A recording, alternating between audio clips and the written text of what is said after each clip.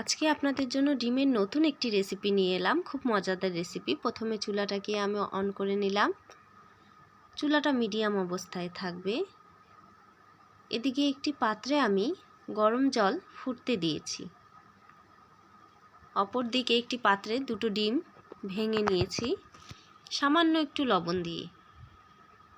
তারপরে এই ডিমের বাটিটিকে এই কড়াইয়ে বসিয়ে দিব।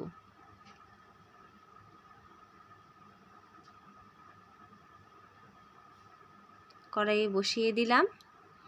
এরপর একটি ঢাকনা দিয়ে আমি ঢেকে 5 মিনিট বয়েল করে নেব।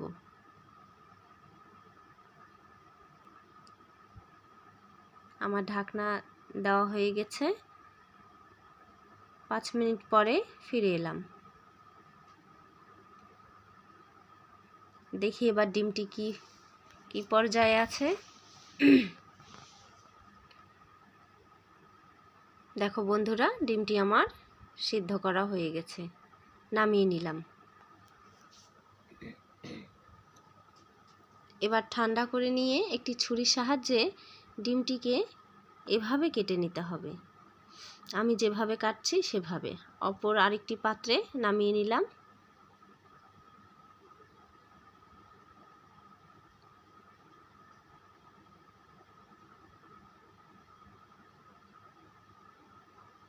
এভাবে ছুরির সাহায্যে চৌকো করে কেটে নিতে হবে। দেখুন আমি কিভাবে কাটছি, ঠিক এভাবেই কেটে নিতে হবে। তারপর এই ডিমগুলোকে ভেজে নিতে হবে। কড়াইয়ে সামান্য তেল দিয়ে, তেলটি গরম হলে সামান্য একটু হলুদ দিয়ে এই কেটে রাখা ডিমগুলোকে ভেজে নিব। আমি কড়াইয়ে হলুদ দিয়ে নেড়ে দিলাম।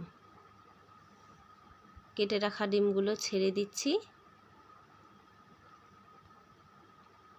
আস্তে আস্তে এই কাজটি করতে হবে। এই কেটে রাখা ডিমগুলোকে হালকা বাদামি করে ভেজে নিতে হবে। বেশি ভাজা যাবে না। আমার ভাজা হয়ে গেছে।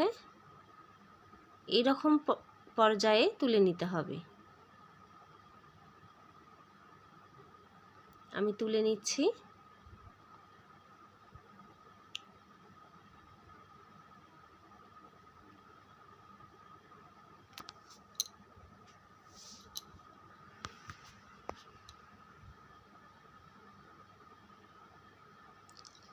এবার ওই তেলের মধ্যেই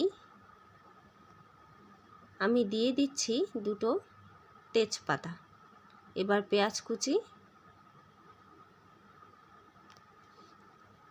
পেঁয়াজ কুচি বাদামি করে ভেজে নিতে হবে। আপনারা দেখতেই পাচ্ছেন আমার চুলার আঁচটি এখন মিডিয়াম আছে। বাদামি করা ভাজা হয়ে গেলে আমি এখানে আদা বাটা, জিরা বাটা দিয়ে দিচ্ছি।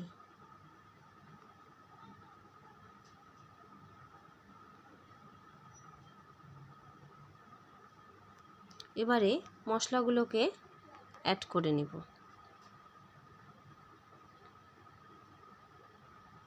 হলুদ গুঁড়ো,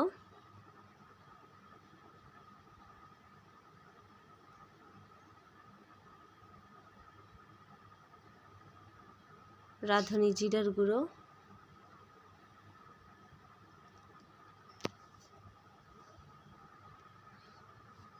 শুকনো মরিচের গুঁড়ো,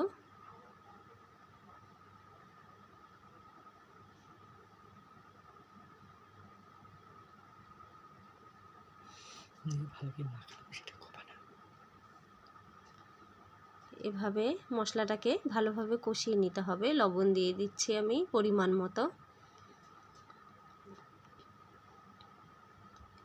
এবার আমি মশলাটিকে ভালোভাবে কষিয়ে নিব। দেখুন বন্ধুরা, মশলাটি থেকে আমার তেল ছেড়ে আসছে। ভালোভাবে তেল ছেড়ে আসলে তারপর এখানে সামান্য পানি দিয়ে দেব।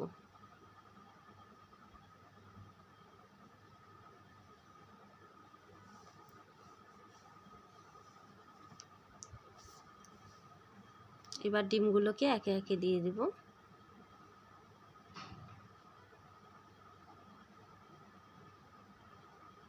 এভাবে আমি আরও কিছুক্ষণ ফুটিয়ে নিব।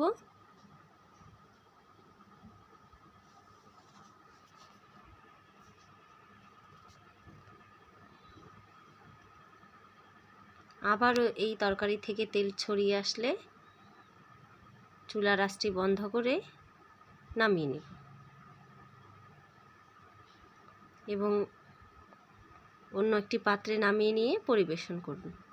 খুব মজাদার একটি রেসিপি, আমার খুবই ভালো লাগে।